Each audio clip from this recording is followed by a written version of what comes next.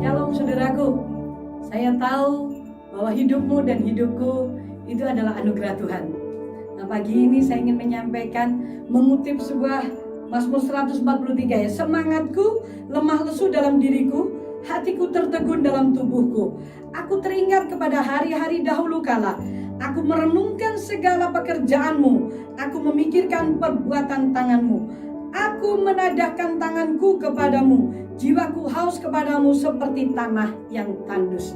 Saudara, kalau kita mau jujur, hari-hari ini di dalam kondisi seperti ini ada banyak orang yang hatinya tertegun dan lemah lesu, rasanya gak ada semangat, memerlukan dorongan semangat dari orang lain yang dulunya mungkin kita bisa bertemu dengan orang dan bisa cerita, bisa sharing, tetapi sekarang ini kita dibatasi dengan keadaan. Nah, rupanya Daud pun pernah mengalami semangatku lemah lesu dalam diriku, sampai dia berkata hatiku tuh tertegun dalam tubuhku.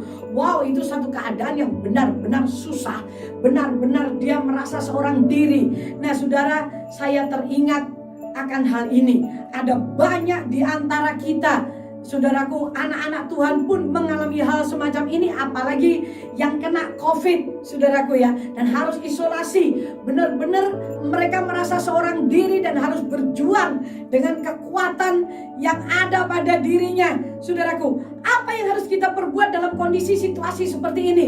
Kalau saudara tidak mungkin tubuhmu sehat, tetapi melihat ekonomi mulai bergolak, mulai lagi berubah, apa yang harus kita lakukan, saudaraku? Daud berkata di Alkitab ini, aku teringat akan hari-hari dahulu kala. Hari yang mana, saudaraku? Aku merenungkan segala pekerjaanmu, Daud berkata.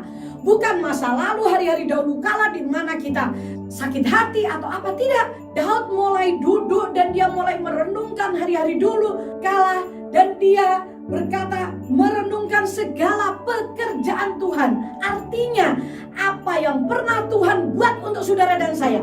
Kalau dulu kita ditolong, sekarang pun kita pasti ditolong. Itu yang Daud pikirkan. Aku memikirkan perbuatan-perbuatan tanganmu, kata Daud. Jadi saudara, dalam situasi kondisi seperti ini, mari mulai kita memikirkan apa yang pernah Tuhan kerjakan. Tuhan tolong bagi saudara dan saya. Memikirkan perbuatan tangan yang Allah yang ajaib.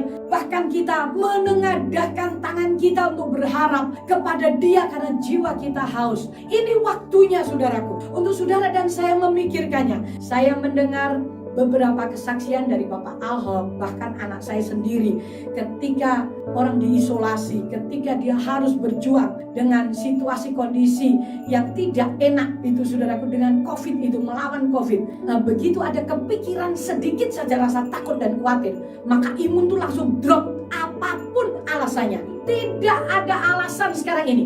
Kita harus melatih pikiran kita. Kita harus mulai memutar pikiran kita. Kalau saudara dan saya mau selamat, tidak ada jalan lain kecuali kita ngeset pikiran kita seperti yang dilakukan oleh Daud ketika dia jiwanya tertegun di dalam hatinya. Dia mulai memikirkan perbuatan Allah. Karena saudaraku, kalau saudara memikirkan keadaanmu saja hari ini, besok tidak akan menambah kekuatan dan belum tentu ada jalan keluar. Dan buat apa, saudaraku, ketika saudara menambah beban di pikiranmu? Sekarang mulai hari ini pikirkan apa yang pernah Tuhan buat untuk hidup saudara dan saya. Apa yang pernah Tuhan lakukan di masa lalu. Saudaraku, perbuatan-perbuatan Allah yang ajaib. Maka semangatmu akan muncul dan kepercayaanmu muncul, maka imunmu akan bertambah.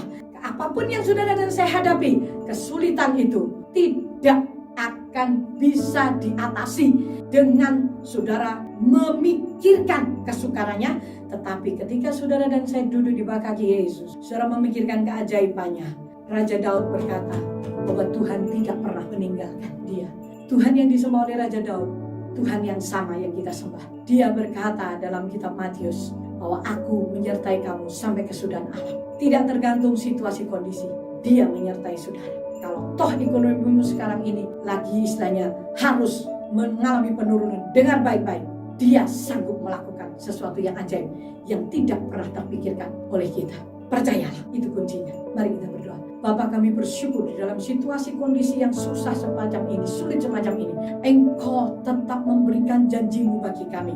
Bapa, kami tahu keadaan sulit, keadaan mungkin menakutkan, tetapi kami tetap percaya bahwa Engkau mempunyai berkat tersendiri bagi kami yang percaya kepadamu, yang menengadahkan tangan kami dan berharap kepadamu seperti Daud. Engkau mempunyai rancangan yang tidak bisa gagal karena situasi dan kondisi. Berkati kami, kuatkan kami dengan firman-Mu di dalam nama Yesus Kristus. Amin. Sampai bertemu, semangatkan dirimu karena Tuhan ada buat saudara. Tuhan memberkati.